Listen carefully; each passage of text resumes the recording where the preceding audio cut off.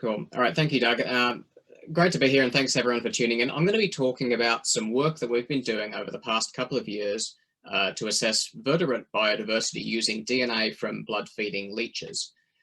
We have a preprint on bioRxiv that you might like to check out if this work interests you, and I'll just leave the DOI down here at the bottom of the slide.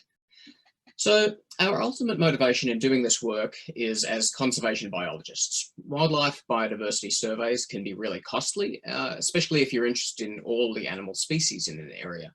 So in this study, we wanted to know whether we could use environmental DNA derived from leeches as a complement or substitute for other approaches, such as camera trapping in surveying the wildlife of an entire national park.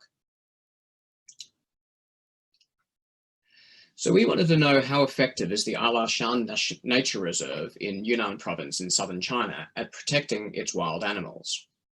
We wanted to know what animals are present and where they are within the nature reserve. As you can see, it's an odd nature reserve. It's long, it's thin, it follows a ridge line, and it's surrounded in all directions by agricultural land. And it's large. It's around 125 kilometers long from one end to the other, covering almost 700 square kilometers. And in the almost 40 years that the park has been managed as a protected area, there's been no comprehensive biodiversity survey. And so we wanted to tackle this problem using leech-derived DNA. The idea is this. So if a leech feeds on a wild animal, then of course the animal's blood is now in the leech's gut. And if we can get our hands on the leech, then we can sequence a DNA barcode from the blood and match the sequence against a sequence database in order to identify the animal. We can perform this identification without ever having to see the original animal itself. So you can think of the leech-derived DNA as a kind of environmental DNA or eDNA. But here we're labeling it as iDNA or invertebrate-derived DNA to recognize the value of using blood-feeding invertebrates to do our DNA collecting work for us. Of course, many invertebrates are blood feeders. Think of ticks or mosquitoes or sandflies or bed bugs. So why leeches? Well, it turns out that leeches are fantastic eDNA collectors. They're opportunistic feeders, and as such feed on a wide range of animals, which is great if the goal is to survey biodiversity. Their opportunistic feeding strategy means that they tend to digest their meals slowly to ensure that it lasts until the next meal comes along, and you can sequence animal DNA from a leech's gut 3 or 4 months after it last fed. And this feeding strategy also means that they're easy to collect, because you are lunch and they are looking for you as much as you are looking for them.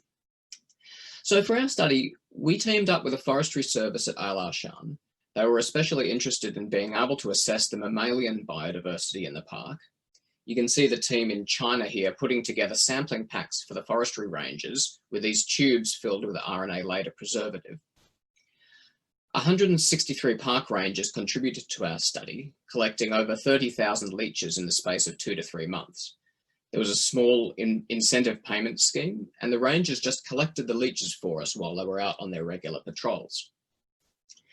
Because each ranger has a specific patrol area that he or she works in, we have a good handle on the collecting location for each of the leeches, and this also helped ensure that we got good coverage across the park.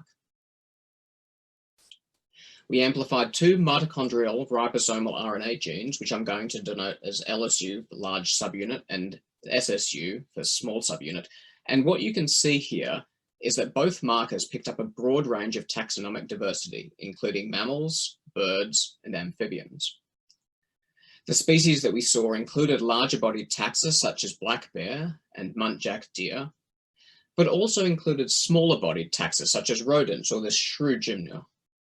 And that was pleasing to us, as those taxa are not always easily captured with technologies like camera traps.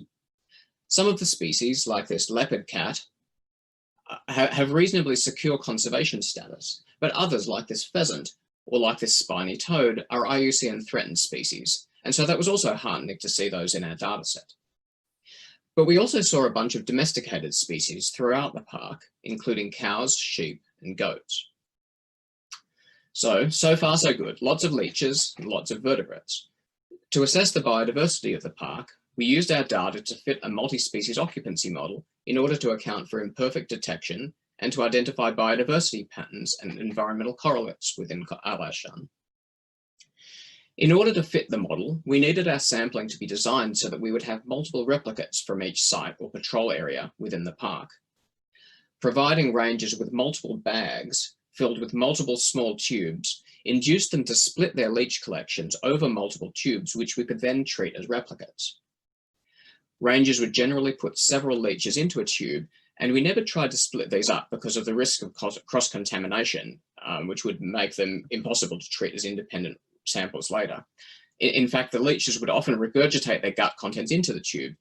So in the end, we processed our 30,000 leeches as about 900 replicates containing varying numbers of leeches.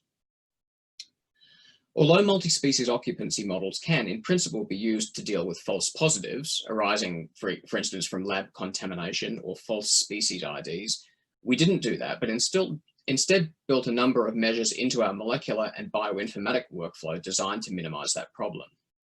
For example, we multiplexed our samples using redundant double tags and performed all PCRs in triplicate. This allowed us to filter our data using the DAME pipeline. Excluding unused tag combinations helps avoid the situation in which a sequence gets assigned to the wrong sample due to PCR or sequencing errors. Retaining only species recovered in 2 or more of the PCR replicates helps remove spurious OTUs that might occur when errors in PCR or sequencing generate a read that matches to the wrong species. Another example is the use of the PROTAX pipeline to assign species names. PROTAX determines a probability distribution over possible species names rather than just picking the top match. It also allows for the possibility of incomplete or erroneous reference databases, which are often a problem with this kind of work. So we used a multi-species occupancy model to deal with imperfect information in the form of false negatives, that is, failing to detect a species that's actually present. And as you can probably imagine, this can happen in many ways. A species that's actually present at the field site might not be fed on by leeches, or we might not capture the leeches that fed on it, or for some technical reason, we might be unable to get a DNA barcode out of the sample, or perhaps we get a DNA barcode, but for some reason it doesn't match to the correct species. So our occupancy model works by separating the ecological process, that is, whether a species is present or absent, from the detection process, that is, whether we detect its DNA. At any given site, a species can either be present or absent, and we treat this as a Bernoulli random variable governed by this occupancy probability psi. We in turn model the occupancy probability using a logistic regression with elevation and distance from the edge of the reserve as predictors. We assumed no false positives, so in the event that a species is not present, we do not detect its DNA. But if a species is present, we may or may not detect its DNA, and we treat this too as a Bernoulli random variable with a conditional detection probability P. We modeled the conditional detection probability again using a logistic regression with number of leeches in the pooled replicate as a predictor. So now these equations shown here define an occupancy model for each and every species I. And then to unite these to make a multi-species occupancy model, we assume that the parameters in these regressions, the beta and the gamma parameters, themselves come from some community level distribution. So each slope parameter comes from its own normal distribution for the community, while the intercept parameters come from a multivariate normal to allow for the possibility that they're correlated. For example, if variation in abundance affects both occupancy and detection probability. So that's our model, which we fitted using JAGs. And this model allows us to go back to the forestry service and say, this is where we think each species is in the park. Take, for example, that muntjac deer. This map shows our estimated occupancy probabilities for each patrol area, with lighter shades indicating higher occupancy probabilities. Muntjac tend to occur up here in the north at these low elevation sites, and also down here at the south along the edges of the park. In contrast, consider the leopard cat.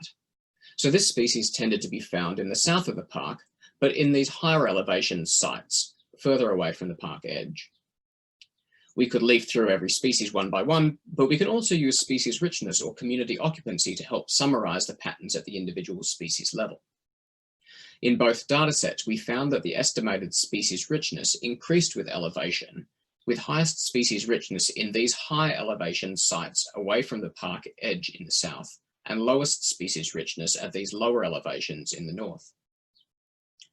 Turning to community composition, a principal components analysis using the model estimates reveals essentially one main axis of variation, which I'm showing with a gradient from light to dark here, accounting for almost half the variation in the dataset.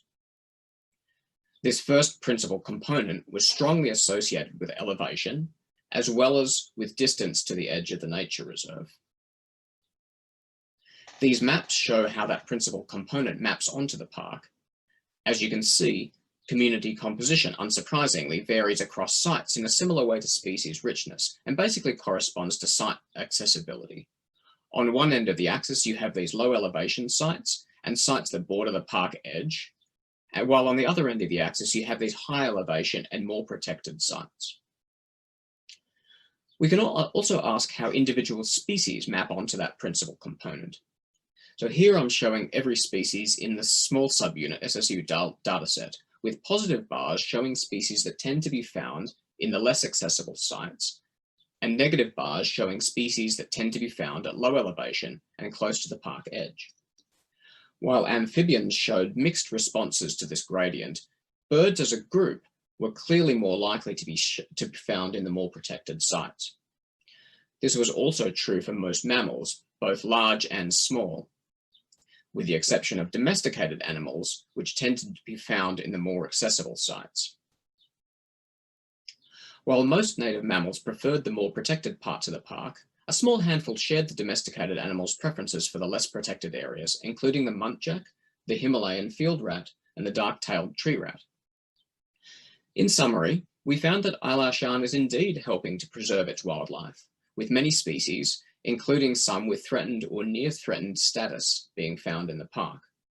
But there's also plenty of room for improvement, and we can hope that native wildlife would do even better if there were less encroachment on the park. More broadly, our study demonstrates the feasibility of using invertebrate-derived DNA to survey wildlife biodiversity and map its spatial distribution on a scale that makes it useful as a real-world conservation tool.